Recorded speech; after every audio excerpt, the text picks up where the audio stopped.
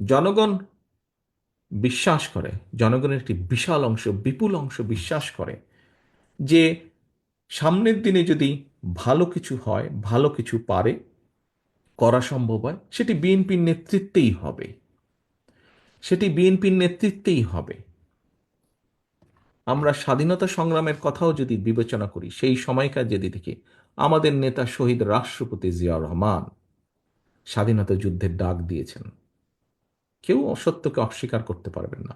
এবং শুধু যুদ্ধের ডাক দিয়ে উনি বসে থাকেননি, বরং মুক্তিযোদ্ধাদেরকে সংগঠিত করেছেন, অস্ত্র হাতে যুদ্ধ করেছেন।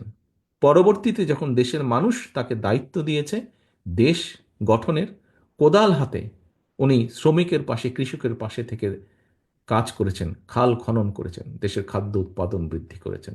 প্রিয় সহকর্মীবৃন্দ, অপরপক্ষে আমরা কি দেখেছি?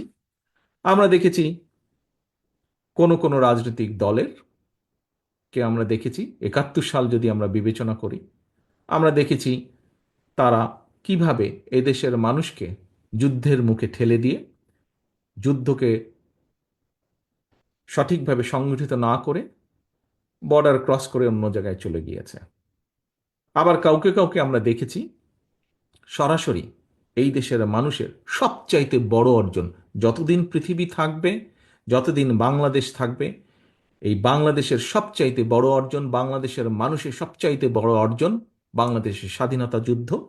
আমরা কাউকে কাউকে দেখেছি সেই স্বাধীনতা যুদ্ধের বিরোধিতা করতে। প্রিয় সহকর্মীবৃন্দ, আমরা হাদিসে দেখেছি দেশ প্রেম ইমানের অঙ্গ। সেটি দেশের মাটিকে রক্ষা করা, দেশের মানুষের অধিকারকে রক্ষা করা, দেশের মানুষের অধিকারকে প্রতিষ্ঠিত করা, সবকিছুই এই ইমানের মধ্যে পড়ে, দেশ প্রেমের ভিতরে।